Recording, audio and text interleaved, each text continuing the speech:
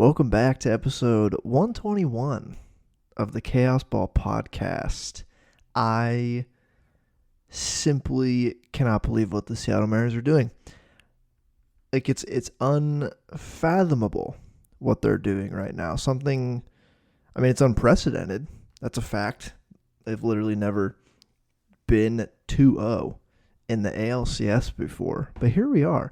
Welcome back. I wanted to put a podcast out after the ALDS. I was really hoping it was going to end in 4, as I'm assuming, we're hoping it was going to end in 4, and then I was not able to put one out after that game 5. So I'm here now, post the first 2 games in Toronto of the CS, and boy, I'm like really trying not to get too high right now, not to get too amped, because it's still a 7-game series. They have to win 2 more games, but they go back to Seattle with a 2-0 lead. And God, what an October it's been. What a month and change of baseball it's been for this team. The ALDS was crazy.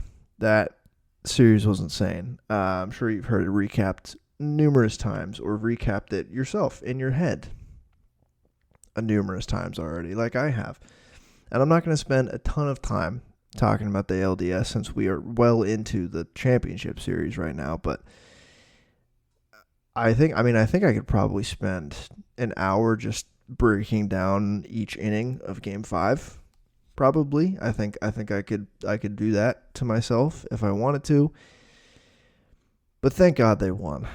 It felt like a series they were going to lose. The morale was so incredibly low after the Game 4 loss, because you knew what was coming in Game 5. Well, no, you didn't, really. You knew Scooble was coming again in Game 5. We had no idea what we were in store for, but it happened. But this whole series felt so losable for the Mariners. Like, going into it, Dan Wilson was not going to have the edge on A.J. Hinch managerially. And for the most part, I feel like Dan did fine. Obviously, there are some things you could point to where that are little mistakes here and there. Probably. Like, the two decisions that were the most consequential were the Kerry Carpenter home runs. I mean, he leaves Kirby in Game 1 to face him for a third time. Kerry Carpenter takes him deep, as he's won to do against George Kirby historically. And then in Game 5, he goes to Spire instead of Kirby, who Kirby looked fantastic. There's a case to be made for certain that you intentionally walk Carpenter there and let Kirby continue. Obviously, we had no idea that there were going to be 10 more innings after Kirby had gone 5. But he brings Spire in, which made sense. Even though he had a blow up in Game 4, it's like you still trust the guy, and he just grooves him a cookie, and he destroys him again. I mean, Kerry Carpenter was public enemy number 1, but it's like, damned if you do, damned if you don't. Dan left him in Game 1, got burned, took him out in Game 5, got burned. That's freaking baseball. When did he pinch hit Dominic Canzone? Was that Game 4? Like, he pinch hit, like, in Game 3, that's when it was. He pinch hits Dom Canzone in the 6th for Garver, has to pinch hit Garver for Raley in the 8th. It felt like he was tinkering a bit in this series. I mean, this is quite literally the first playoff ball he's managed, and it's straight into the ALDS against a manager with almost 1,000 games under his belt and a World Series, and has managed a lot in the postseason. It felt like there were mistakes made by Dan and the coaching staff here. There was some meat left on the bone by them, but ultimately they ended up winning. I think he was fine. Ultimately, they ended up winning. I think he made mostly right moves in Game 5 too, late in that game. I think the Spire and then Brash, Munoz, and then getting Logan Bizzardo, Castillo to finish the game, I think that was great. the sacrificial lamb of Dominic Canzone in the 7th was an absolute gambit that paid off, but would have looked incredibly silly if it didn't pay off. But just Scooble was incredible this series. It was basically Scooble and Kerry Carpenter versus everyone else. That is pretty much what it felt like. That's absolutely what Game 5 came down to. I mean, Scooble was so damn good this series. All playoffs. His starts all playoffs were incredible. I just, like, Game 1, I didn't get to watch, and Scooble didn't pitch, but Game 1, I didn't get to watch, just following on my phone, and following the box score, it just felt like, yeah, like Julio hit a home run, that's great. They end up losing in the 11th. Kerry Carpenter hits that home run. Like, I looked down at my phone. Kirby was cruising. Looked down at my phone a second time. He had given up a 2-run home run to Kerry Carpenter, and I was like, that feels, that like it tracks completely. Offense goes blech besides Cal and Julio in that game, and they end up losing a terrible Game 1, and they go into Game 2, and Luis Castillo looks good, not amazing, but he's working out of every base runner he lets on. Like, he has 5 base runners, 4 of them walks, very much effectively wild in this game. I mean, the Tigers' offense generally isn't very good. Outside of, like, Kerry Carpenter against right-handed pitching, Glaber's fine. Riley Green has his moments, strikes out a lot. Torkelson, fine. It's just not, they're not the greatest offense, and they pitched well enough to beat Scooble in Game 2. But the only reason they beat Scooble in Game 2, he carved everyone except for Jorge Polanco. He takes him deep twice. That second home run, I thought I, like, tore my Achilles jumping out of my seat. He connected with both of them. But the second one, it was like, holy, like, he did it again. No one does this. It's Tarek Scooble. No one does this. Incredible performances from Jorge Polanco in the playoffs this year. But that felt just so good. Like, Brash came in and was crazy, like, reliever stress. Munoz locks it down. They tie it up. That felt like if they lose that game, they lose the series. Going down 0-2 in a 5-game series, you just simply can't do that. They roll into Detroit. Game 3 was a breeze of a playoff game. Just an absolute joy. Logan Gilbert looked great. Gino hit a home run. J.P. Crawford hit a nuke. Cal Raleigh hit a home run. Randy had a good game. Everyone apart from Caleb Ferguson looked good in the bullpen. Like, Andres Munoz unfortunately had to come in because Ferguson coughed up 3 runs late. But still, it was pretty stress-free playoff game. Like, bottom of the 9th, they gave up the 3 runs because of Ferguson, who got no outs. But it never felt like they were going to lose that game. That was about as stress-free of a playoff game as I've watched. Maybe until Game 2 of the CS, I'll say it. They get mopped up. The first actual, like, bullpen implosion happens in Game 4 against the Tigers. Bryce Miller looks pretty good.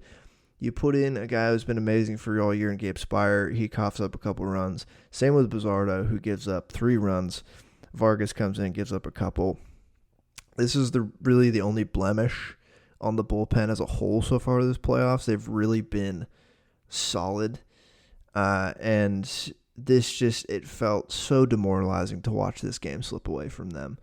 Because, like I said earlier, you knew Scooble was coming in Game 5. Like, Hinch was very firm in that Scooble was not going to come into this game because they wanted to wait for a potential Game 5. Game 5 comes up. Everything before this, you just throw it out. Like, it's Scooble Kirby. It's a really good pitching matchup. You're back in Seattle.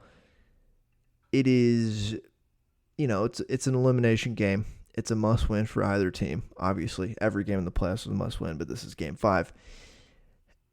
You throw everything out. Every pitcher's available, and they had to be. This game was torture. It was torturous, this game. It wasn't shocking at all that the Mariners played this game. An elimination game at home with Kirby on the mound. There's just something about that combination that makes them draw and quarter every fan in attendance. But this one did not end in a slow, painful death. It ended in rejoice and relief. Like, it had everything. It had 2 7-inning stretches, 2 salmon runs, Humpy won. There were errors, plays at the plate, a lot of double plays, it felt like. A lot of bunts, hit by pitch bunts, a lot of failed bunts. Leo Rivas?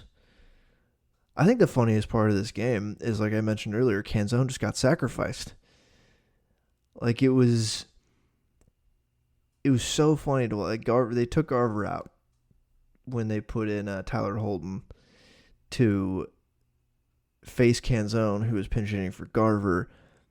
And then Dan rips Canzone from that opportunity, puts in Rivas, and everyone is sitting there. I could tell everyone is sitting there on their phones or computers at home, waiting to see what happened. Be like, oh my God, what the fuck did he just do? If like Rivas strikes out and looks terrible. But no, Leo Rivas on his birthday ties the game in the bottom of the 7th, and it just life is breathed back into every fan in attendance. That was an incredible playoff moment that we'll look back on.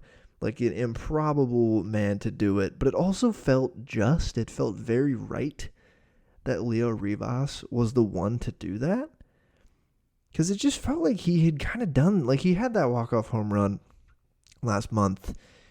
But it also just felt right because it felt like he had kind of he's earned more playing time than he was given this year. Part of it was stringing along the corpse of Dylan Moore to continue taking up a spot on this bench.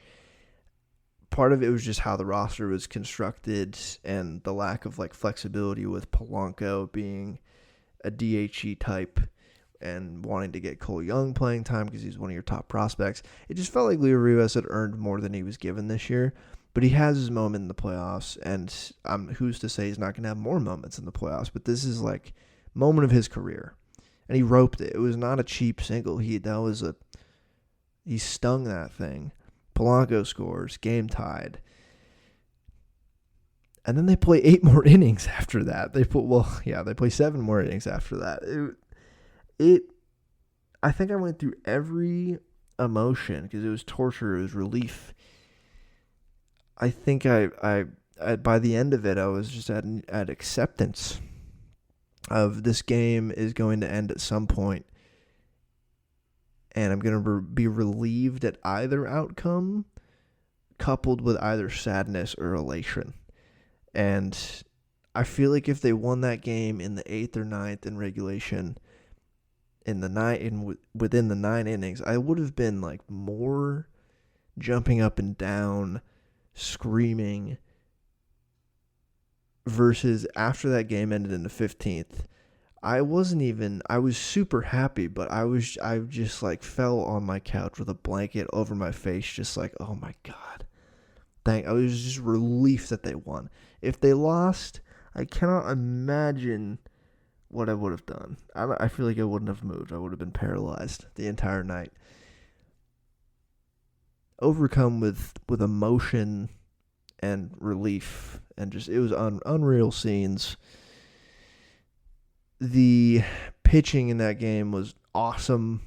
It was partly good pitching, partly awful hitting, because it wasn't an uneventful 15 innings, I'd say. If they lost this game, I've been thinking about this a lot. I don't know if it would have been more painful than Game 3 of the 2022 DS. Like, I don't know.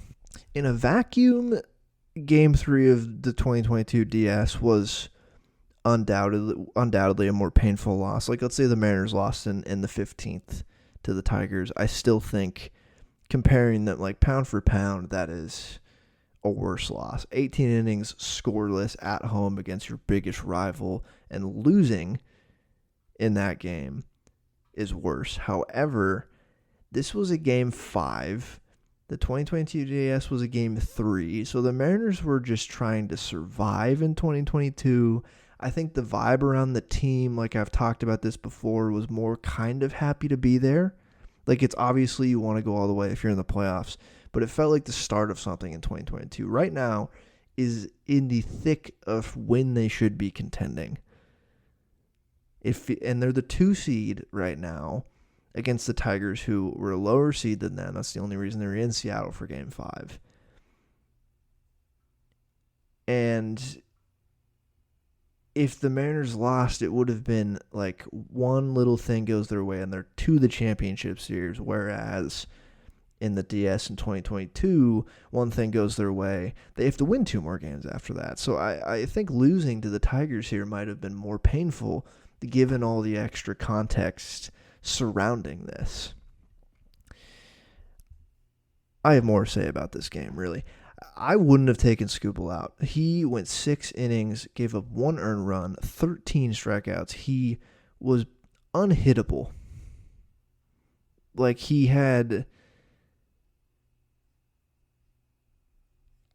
everything going. Like, the only run he gave up was Josh Naylor, who had a check swing double down the left field line, got to third base, and Mitch Garver, God bless him, productive out, has a sac fly. And that is the run for the Mariners until the 7th inning, until Skubal's out of the game and the Leo Rivas double happens.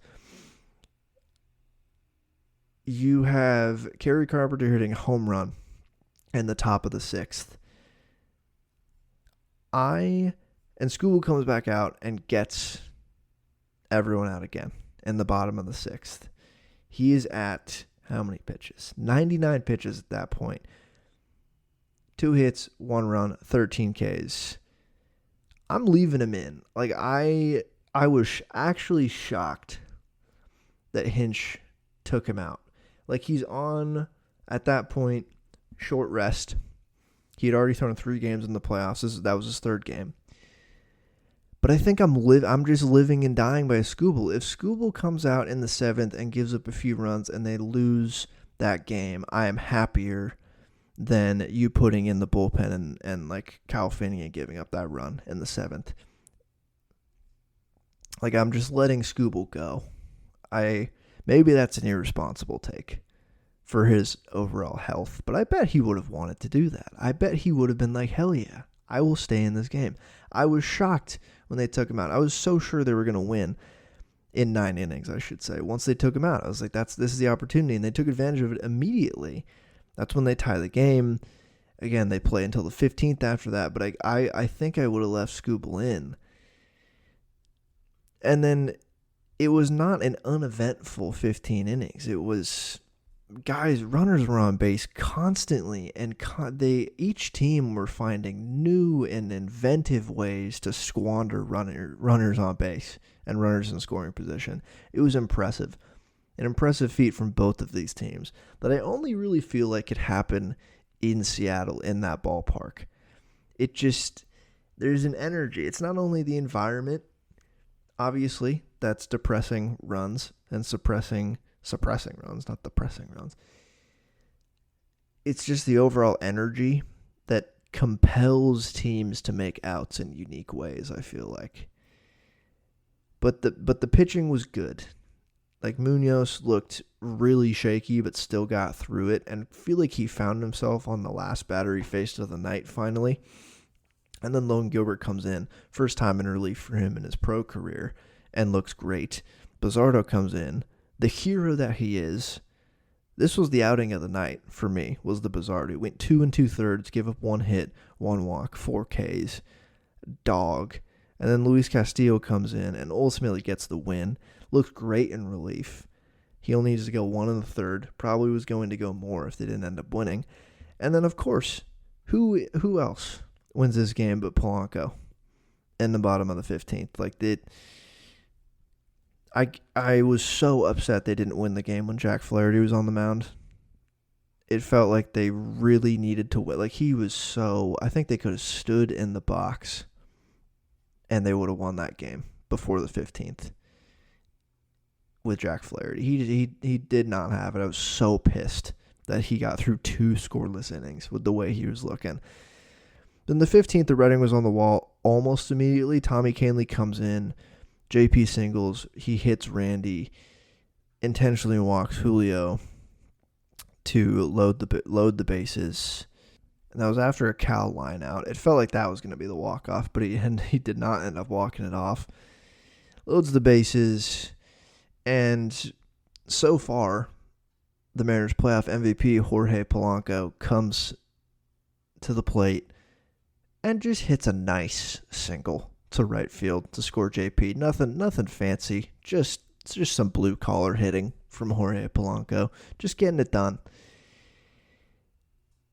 And, God, I was so happy for everyone in attendance. I cannot, because there were absolutely people, maybe even those who were listening, who went to the Game 3 in 2022 and were at Game 5 and were sitting there for 6 extra innings dreading another loss like that. So I'm so happy for those people. That just an amazing experience to be at that game, because it's one of the best playoff games of the 21st century for sure. Because like I said, it was not a boring 15 innings. It was every inning felt like it was like, okay, yeah, no, they're gonna score. Wait, no, they somehow did not score. No, that's actually not a hit by pitch bunt foul. It's actually a hit by pitch, but you're just gonna ground to a dumb play anyway. What a stupid game of baseball. But they win the DS and they move on. And it just feels so insane that they're playing in the ALCS right now and are up to 2-0, like I said. It's not something I've ever experienced watching myself. And they come out and beat the Jays 3-1 and then 10-3 in games 1 and 2. Bryce Miller, on short rest, is starting Game 1 in Toronto with 1 day in between their Game 5 and that game. He's the only starter who didn't pitch besides Brian Wu. He's the only available healthy starter who did not pitch on Friday. That was one of those that, like, immediately I think we were all probably thinking after they won on Friday, a little bit after the celebration, was like, oh my God, wait, what is going to happen in Game 1? It was like, you know what? Who cares? They're going to play in Game 1 of the ALCS no matter what. It doesn't matter. They're in it. And it had to be Bryce. Like, it really did have to be him. And a lot of things could have gone wrong in this start.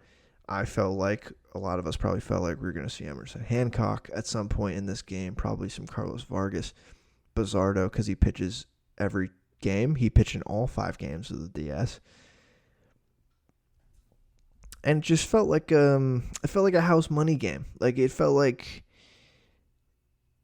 Game 1 could have gone either way, but if they lost, it would have hurt, but it would have made sense. I think I made my peace with them potentially losing just because of their situation with the pitching and how tired guys would be after that Game 5, mentally and physically. The Blue Jays were rolling. They scorched the Yankees. They were going to have their best starter going in Game 1 in Gausman. Their offense was clicking on all cylinders. You were in Toronto, having to go there after that Game 5 on Friday.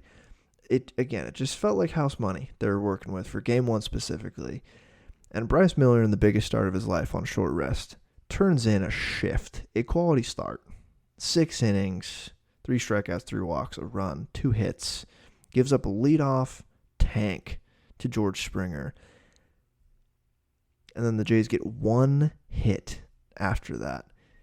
Like, it was surreal watching them because they weren't striking out. They only struck out 4 times. Their BABIP was like .05 in this game. It was kind of like surreal is the word. They just kept. It was weak contact and also just BABIP block because that team doesn't strike out a lot. It kind of feels like something that would happen to them. They hit home runs, but they're not.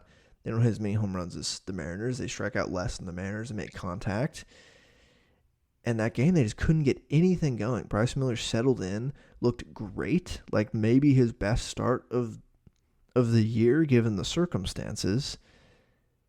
He was working out of trouble, looked confident, and then Dan hands the ball to Spirebrash Munoz. You're 1-2-3, and they get out of Toronto, stealing game one. And of course, who comes up big in this game? But Canadian hater himself, Cal Raleigh. Of course, he hits a home run in this game off of a Gosman splitter, who he rakes off splitters, by the way, which is amazing. Julio contributes offensively. Of course, Jorge Polanco has 2 RBIs. That's all he does, is come up with clutch hits in the playoffs, build the statue. Randy was causing some chaos on the bases. This was a classic Mariners victory, it felt like. This felt like a 2024 Mariners victory. Bryce Miller turns in a great quality start, and you get a nice back of the bullpen 1-2-3 innings, and you get just enough offense from your best guys to win this ball game. It really felt like a steal. And the Rogers Center was just, the team gave them nothing to cheer about after Springer hit that home run. Like, it was bopping. The roof was closed. Sold out, packed crowd. Like, bright. Like, that whole first inning, it felt like there was going to be an avalanche of Blue Jays runs coming in that inning, next inning. Because Bryce didn't look great in that inning. He looked shaky. He was walking guys. He was all over the place. But, God, he locked in. And it was just amazing to watch in that game. It was so nice to watch Bryce Miller do that. After the year he's had, he struggled with his health. He struggled when he was pitching most of the time this year. To watch him do that was just phenomenal stuff. After the Game 5 they had again, it just felt like they steal Game 1. And then they go into Game 2, which was earlier today for me, which sucked, by the way, at 2 p.m. Stupid. I hate that they do playoff games in the middle of the day. I understand why they do it. Doesn't mean I can't hate it. And I get not stress-free for the start of this game. Both teams started out hot. But it ended up being a pretty stress-free game. They destroyed them. Like, Julio comes out and goes yabo on Trey Savage in the first inning, and then Logan immediately coughs up the lead within the next 2 innings. By the second inning, it's tied again. And then the offense just goes. Like, the offense just cooks after this. Like, Savage looked okay for most of this game, but then got to the 5th. Randy gets on with that very whimsical Andres Jimenez error. They walk Cal Raleigh in the 5th inning, which is hilarious after the comments John Schneider made before this series about Cal Raleigh being easy to pitch to. He hits a massive dinger in Game 1 that ends up being one of the winning runs, and then he intentionally walks him in the 5th inning of Game 2. It's very tasty. That is what has transpired after Schneider's comments. They throw in Louis Varland, who destroys Julio, but then they pitch to Jorge Polanco, of all people, and of course he hits a go-ahead 3-run home run. Just what a year it's been for Jorge Polanco, and then they just don't look back. They just don't look back from then. Mitch Garver hits a freaking triple on the top of the 6th. J.P. Crawford has a great at-bat to knock him in. Josh Naylor, who looked banged up all day, just did not look comfortable, comes up in the top of the 7th, destroys a home run, and pimps it in his home country. They put in Yardo Rodriguez as their white flag, and he walks 3 straight guys, gets 0 outs. J.P. Crawford gets a sacrifice fly off Chris Bassett to put it to 10-3, and that game's over at that point. It's 10-3 in the 7th, and Bizzardo was great in this game. Vargas looked great. Hancock did not look great, but didn't give up a hit or a run, just 3 walks. And they're 2-0 in the CS. Amazing. Just phenomenal stuff. I do have to say, Bizardo, what a glorious pitcher.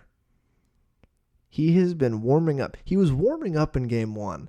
He didn't get into game one, which means he hasn't pitched in every game. He's pitched in all but one game so far. All 5 DS. Dan wanted to put him in game one so bad. He was warming up him and Spire at the same time. There's no way. He went 2 2/3 on Friday after pitching all 5 DS games. If Dan put him in on Sunday, that would have been insane. That we would have had to investigate his contract for a Bizardo clause at that point. But he holds off. So Bizardo gets 2 full days rest, which is unheard of. And then comes out in game 2 and just looks great. He's looked so damn good. Like, yeah, he had to blow up a little bit in game 4 with the Tigers. That happens. Listen, he's human.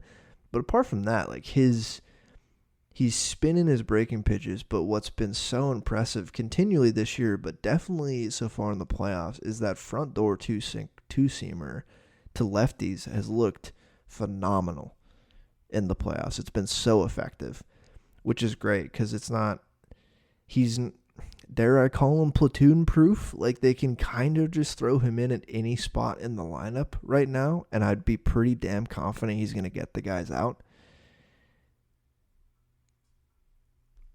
It was efficiency from the pitching staff today, besides Hancock. It was efficiency in game 1. Like they threw 100 pitches in game 1. I think they threw 100 pitches after the 8th inning in game 5.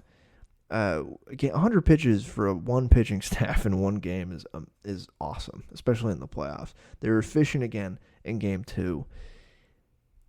They're looking potent on offense. Like this is the worry if you're the Blue Jays. Like after losing game 1, the panic button had to be pressed because that's the Mariners' worst starter right now on paper. They're tracking to get Brian Wu back at some point in this series. You just lost game 2 to Gilbert. Now you have to face Kirby and Castillo at home, which they pitch quite well at home and in the playoffs, notably. And then if you win either of those games, you might have to face Brian Wu again, or Bryce Miller again at home, or a combination of him and Brian Wu in game 5. And the bullpen has not looked good for them. Like their offense was better today, but still couldn't really get anything going against Logan after the first couple innings. Couldn't get anything going against the bullpen, even against Vargas and Hancock. Like they really didn't look. They looked morally broken up there at the plate. And this was the worry for them that I probably would have talked about before the CS if I put a podcast out, is that bullpen, it cannot go toe-to-toe with this Mariners pen right now. Like, they looked fine against the Yankees, sure, and the offense looked great, but the Mariners starting staff is better than the Yankees. It's deeper, and the reason that the Blue Jays beat the Yankees in the first place was not amazing bullpen leverage innings. It was they just scored a bunch of runs against them. And if you can't do that early against the Mariners, like they haven't really been able to. Like they got early runs in both games, but not enough. They got the 1 by Springer and 3 in 2 innings today. But you're not going to be able to get to these starters very early. And then if it's just a battle in a close game, bullpen to bullpen, like that's the advantage is the Mariners. Like the Blue Jays bullpen was the biggest concern for them coming into the playoffs. And the Mariners are just so hard to pitch to. They're incredibly hard to pitch to.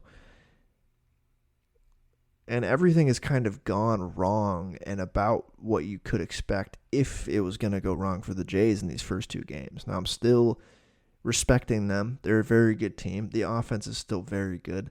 They have good bullpen. They have good pitchers, but their starters cannot touch the Mariners staff. It's like they're just going to have to rake in Seattle if they're going to want to win. Because they lost the Gosman and Savage starts. And They threw their leverage guys in game one trying to win that game, and it simply was not enough. So it's just been kind of a absolute worst case scenario for them in these first two games.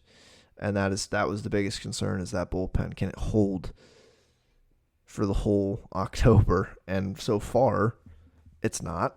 But the Mariners also got to Savage today, thankfully, which was very nice to see. And so far in 7 games for these Mariners, it's been pretty classic Mariners baseball, I'd say. This has been really great starting pitching when they've needed it. It's been very timely and good leverage innings from this bullpen. On the whole, game 4 again against the Tigers was the blemish, but on the whole, it's the leverage innings from this bullpen have been great. And then it's classic Mariners baseball paired with an offense that's capable of throwing up 10 runs like they did in Game 2 of the CS. It's a team that is so hard. They mix their... Because they were kind of hard to pitch to last year, but there wasn't a ceiling of they can put up a bunch of runs quickly. This year, they have that same aspect of, they take a lot of pitches, they grind at bats. But now they also have Josh Naylor and like this year's version of like it's healthy Jorge Polanco, and you have 60 home run Cal Raleigh who can throw up a bunch of runs really quickly and chase your pitchers quickly in the playoffs, where you have a quicker hook for all these guys. Like, that is a huge reason why they beat Skubal. Like, they beat Skubal 4 times this year, which is incredible. And they beat him twice in the DS. In games he started, they beat him.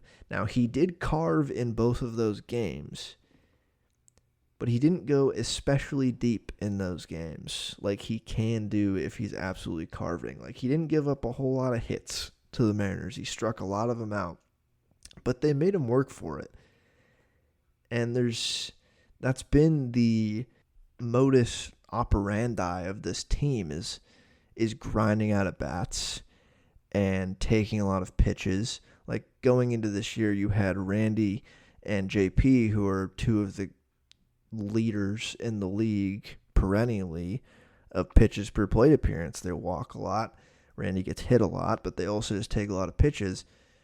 And that is the core tenet of this offense. And then you add in at the deadline at Josh Naylor and Gino, and you have Julio peaking, and Cal is unreal. Healthy Jorge Polanco. You have that supplemented finally. The offense is finally supplemented with enough good big league hitters, like I've been screaming for years, to do really big damage in moments like this in the playoffs.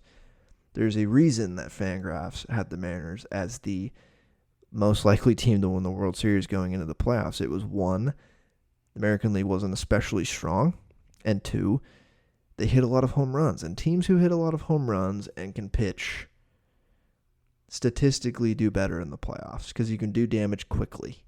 You see teams like the Guardians and even like the Brewers, who they're in the CS, they're not hurting, but like teams who make a lot of contact and don't have as much home runs oftentimes run into trouble in the playoffs because you're facing inning by inning better pitching on average than you are in the regular season. And so when you can go deep, like Jorge Polanco did twice against Tarek Skubal, you can afford to strike out a lot against a guy like that, because if you make him work and can go deep, it is incredibly valuable. In a long series against the same team, the team that hits home runs and grinds out at bats churns through the opponent's bullpen quicker and does more damage. That is just simply how it's going to work, and that's why this team is pretty built to win right now, which is amazing to see. It is awesome. Like, they took already a pretty decent offense, threw Josh Naylor and Gino in there, and it's just a team that is so hard to get through 1 through 9 in the playoffs, even with your best pitchers. It is, if you're not doing damage, you're at least making the other pitcher work, and it just means every extra pitch that you throw in October is so much more important. There's so much more emphasis and weight to it this time of year. And then you also have Leo Rivas off the bench, and he's so annoying. And there's just an annoyance factor for this team. It's just amazing to see. Now, again, I'm trying not to be too high on this team right now, but it's hard not to be with the way they're playing. It's just so amazing to watch. Now, moving forward, they have Kirby in Game 3 and Castillo in Game 4. And then 5, 6, 7 are after that if they need it. If they don't sweep them, which if they sweep them, oh, man.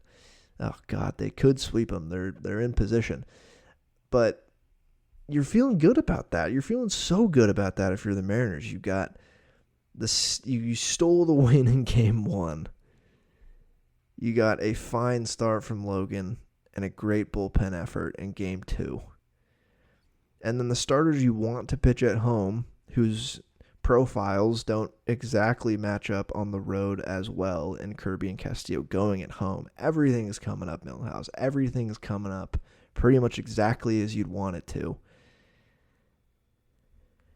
Hard not to be excited. Really hard not to be excited. And you also are coming into Game 3 after a Game 2 where you use one leverage guy. Bizzardo is an everything guy, as we've discussed. But Vargas and Hancock give you 4 innings, which means Spire, Brash, Munoz have another full day's rest heading back to Seattle. So they had the full day Monday, they have the full day Tuesday, and then the day Wednesday to get ready to, I'm assuming, pitch in that game. But that it's even more important they stacked runs today, and Hancock didn't absolutely implode. Munoz was up. Munoz did move in the pen in the 9th, just as a precaution, but that was even more immense of why it was so big to win today, is another full day of rest for those guys who they're going to lean on if they want to win the World Series so heavily. They already have leaned on them pretty heavily, but that's where we're at. It's just everything has just looked phenomenal from this team. I could talk more about this team, but like Dan Wilson, I'll give Dan Wilson his flowers. Right now, he's clearly a fine manager. It's so weird to talk about a baseball manager. I think we kind of watched him. He's a rookie manager. We watched him grow a little bit this year. We've all groaned and hemmed and hawed over his decisions in the 162 this year, and even during the Tigers series, and there was questions about his moves. I think no manager is perfect. I really find it so hard to judge baseball managers, as do a lot of people, because ultimately a lot of it is down to just the little moments in the game that only the players can control. Like Dan pulls the strings, especially in the playoffs with bullpen management. Him and his coaching staffs, like, they make that decision. I think he's been good about learning, even in these 7 games. I think you saw him early in the Tiger series, like I said, kind of tinkering a lot with pulling starters or pulling relievers or pinch hitting early. And then you saw him in like Game 1 of the CS with Bryce. He was rolling. I think he was pretty tempted to pull him early if you walked the guy, but he let him work through it. And I think he's kind of letting feel take over in the playoffs. I feel like the DS, there was a little bit more, we have a plan, we're going to stick to it. If anything is on fire, we're going to go to the firemen immediately. And you kind of saw in, I guess, honestly, both of these games with Bryce and Logan, that he kind of was allowing them a little bit more leash of like, they're pitching fine, let's just let them keep going. And that can come back to bite you for sure, but I think it's actually incredibly nice to see him do that and even change series to series and learn from the DS. Maybe the hair trigger is not exactly what you need. And I think these pitchers have also earned a little bit, like with pitching decisions specifically, I think these pitchers have earned a longer leash. I think they've shown in the regular seasons that they've thrown that they're good pitchers, and I think in the moments of incredibly high leverage and moments where they need to be big for the team, they've shown they can do it.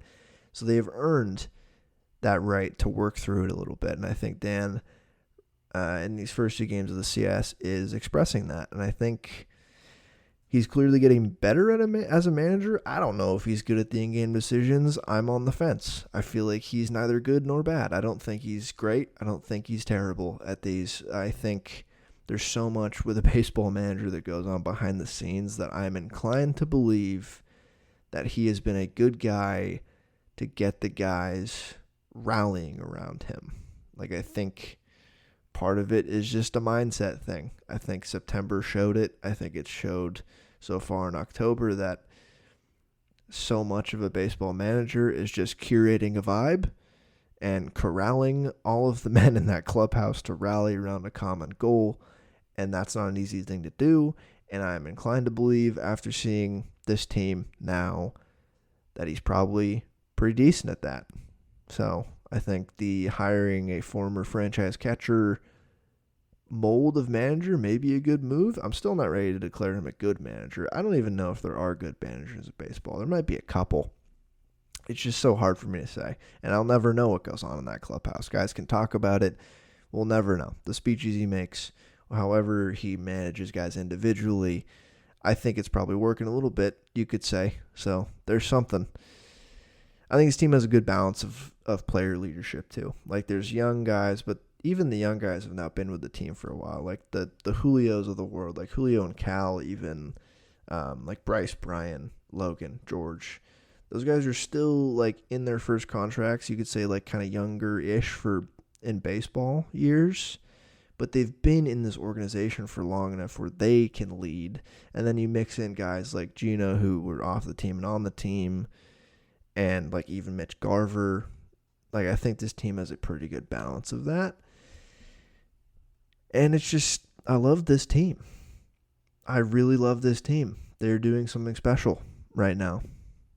And I don't want to keep harping on that point, but God, it's just amazing to watch. So far, playoff MVP Jorge Polanco and Matt Brash and Andres Munoz, who have combined, I think, let in a run this postseason. Like, I think they have a .5 ERA.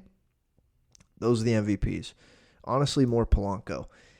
I think he has like 1 or 2 hits this postseason out of his like 7 or 8 total hits that didn't go for an RBI.